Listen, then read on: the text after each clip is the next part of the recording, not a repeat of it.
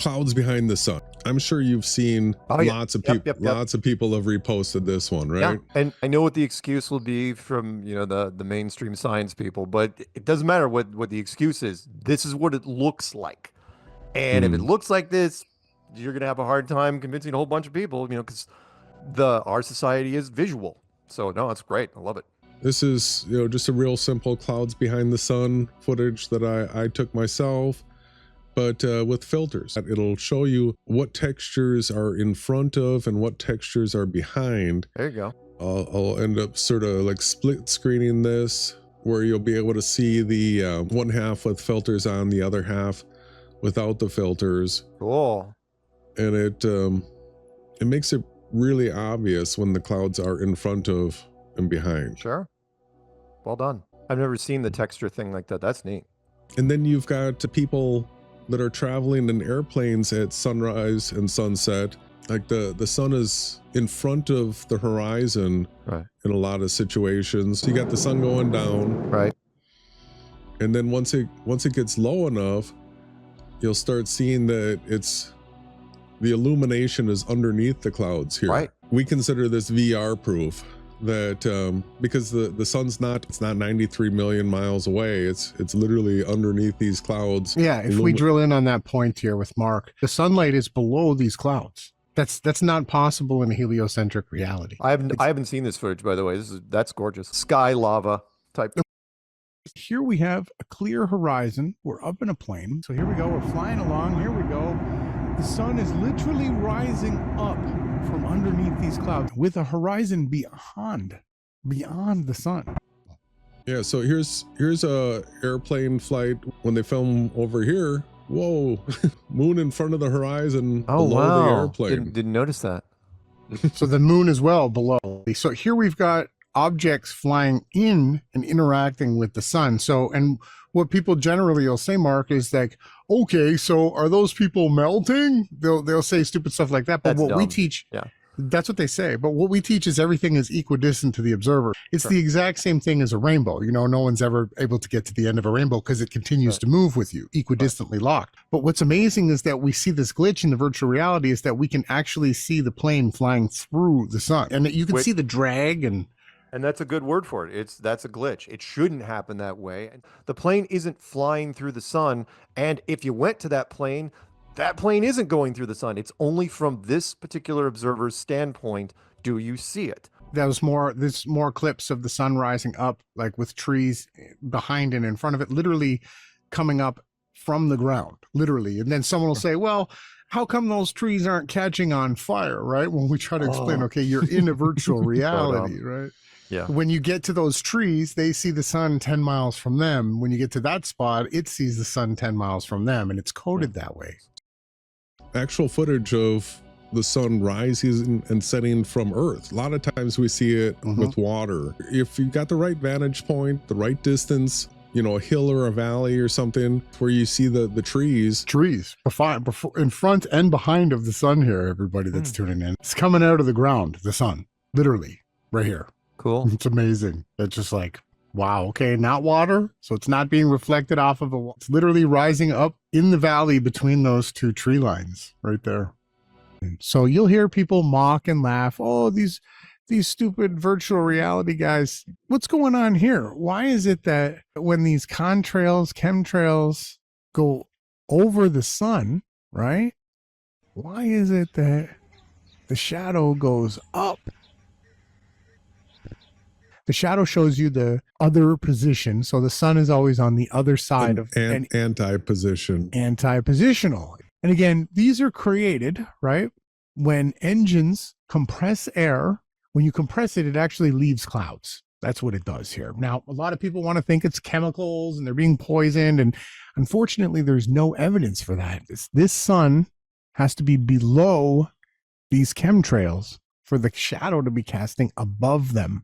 There's no way in a heliocentric model, with the sun that would be 92 million miles away, it doesn't work. That doesn't work, no. No, the sun literally has to be local. The chemtrail has to be above the sun, which is casting the shadow above the contrail. All right, so are you familiar with a model that we've shared? Stellarium, Sure. or Suncalc.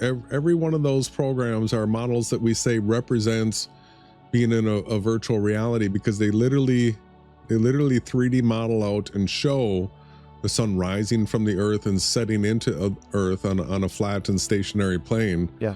Actual footage. Yeah, so let me just ask you a quick question before we continue. Is there one singular sun in your model? Well, we say it's a virtual reality, and that that the luminaries rotate around the observer based on the observer's latitude. This right here, I just want to point out every single model that shows the sun rising from Earth. Do you see how it came out of Earth right here? Do you see how it comes out of Earth? Then it comes around and it sets back into Earth. Every single model that shows the sun path in this way has to be a virtual reality model, because this can't be globe data, because they don't say that the sun rises from Earth. They don't say that the sun sets into Earth.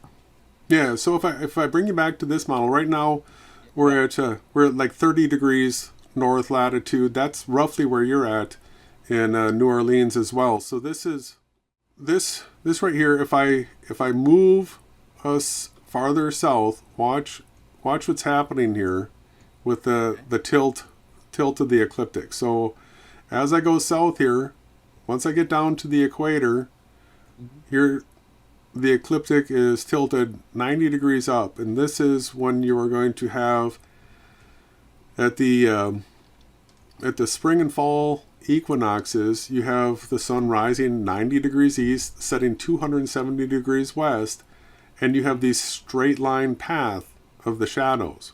As I continue south of here, watch how this ecliptic continues to tilt over like this more and more and more. Now, what I want to point out is that 23.5 degrees to the north of west, 23.5 degrees to the south of west, that's this yellow band right here. Right? And that is what they call the ecliptic.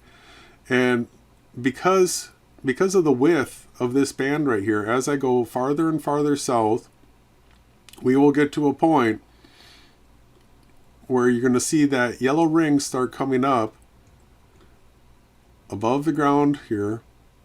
All right, and at this point, we can see that a 24-hour sun is possible. Not at the equinox right now, because at the equinox right now, the sun is rising 90 degrees east and setting 270 degrees west. Right. But if we adjust our date out here to here we are, beginning late November here at this location, we have a 24-hour sun. You see that? All right, the longest days of the year are always going to be when the sun is making these largest paths. A lot of people have a hard time explaining the length of day. And when you watch a model like this, all of a sudden the length of day becomes very obvious, because you can see that now it's taking a path that is the longest path. So the sun's moving at 15 degrees an hour in this constant rotation. You can see that this is a constant revolution that never changes speed anywhere. But because it's got this longer path right here, these are huge angles coming up from the southeast, setting to the southwest. But because of this is the reason why down here we've got almost 17 hours of daylight. Because there's just this tiny little circle here is where it's below the horizon. We've got some real simplified versions of these models that you can, here's in the north, and you can see that for the observer here, they've got the counterclockwise rotation in a circle of sight. But what's the stars doing? They're rising from Earth and setting into Earth in a person's circle of sight here, right? Okay. If we're in the north right here, we have our counterclockwise rotation, and when you turn around and look back here, you can see that the south polar rotation is below the horizon. Now, if we bring this to the equator, now what you see here is that both the North Pole and the South Pole are at the horizon. Yeah. All right. And when we go south of here, the South Pole tilts up until we get to a point like here's 80 degrees. This is going to be Union Glacier. What do you see when we show you this clip, Mark? Oh, yeah. This is how you're creating the illusion that they're flying over this massive landscape. But the landscape is being built in real time while you're flying over it. So, yeah, this is great. I don't know where you found this, but that's a great, wonderful representation of what we do. Just before you click off of it, Jason, what I'm trying to really want people to understand, so we're going to get to mapping. There's no borders in the virtual reality, okay? It's a borderless reality that's contained. What we're showing in this diagram holds the key. Whenever we have the map projection centered on the observer, that's where we can actually have things accurate. And we're going to get to that. I just really wanted to point out that there's no borders in this reality, but it is a containment. Just like any video game, you only have what the map is. What we've been showing everybody is that the coordinate system, that's latitude and longitude, that it, when mapped 2D to scale, looks like an onion. All right, so this is the full width of Earth here, 21,600 nautical miles at the equator. It keeps getting shorter and shorter as you go to the north until it's a pole. It's a point. There's no length to it, and it keeps getting shorter and shorter as you go to the south until it's a pole, and it's a point. The moleweed projection, this is a little bit more of an oval type shape as opposed to the onion type shape, but it's close enough for you to at least get the idea. So if we're on the prime meridian right here, this is exactly correct and to scale the whole way. But if we will look farther to the west or we look farther to the east, we see these distorted squares, and these things are not perfectly to scale. But if we click like this and we rotate, now we're at 90 degrees east. 90 degrees east is perfectly to scale from the North Pole to the South Pole. If we go to 90 degrees west, everything is to scale at 90 degrees west. Now I can put on a little mask like this, and now when I start moving things around, everything that you can see here in this sliver is to scale. If you want to travel around Earth, the coordinate system actually has to move like this in order to give you a correct representation. Don't bother looking anywhere outside of this section right here. So we're going to go from Chile down here, and they want to head south, and they want to go down across Antarctica. So we're heading our way south here. This is all to scale. We're coming up on Antarctica, and Antarctica is an island here where if you just keep going in an absolute straight line, you'll come across it, and you can keep working your way up to Australia. We'll do it the other way. We'll go from Sydney back to Chile. So we're going to head south here. We're heading south. Here comes Antarctica. This is the shape and size of Antarctica. You're just going to head straight across the South Pole, and you're going to work your way up towards Punta Arenas right here.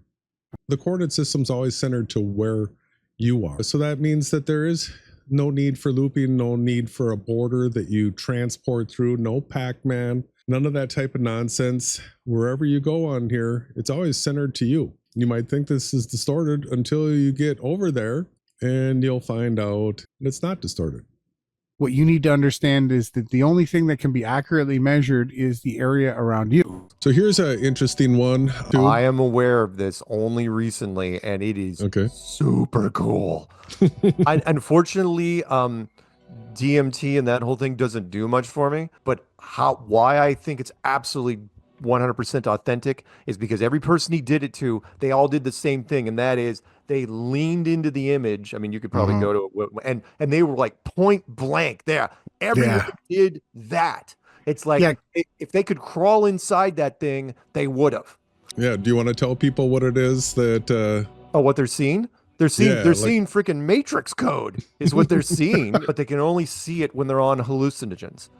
And every time somebody sees it, when you're in this state, you're like, holy smokes. And they try to read it. So you see these people and they're right nose to the wall, trying to get closer as they can. It's like, but of course they can't read it because it's in a language that they Yeah. don't know. I mean, it's freaking symbols. It's fascinating how when they shine the laser here, all of a sudden they can see what looks like alien type code or matrix like code written into the laser beam. It's not like just one line of text. It's multiple lines of text. They'd stay there forever if they could.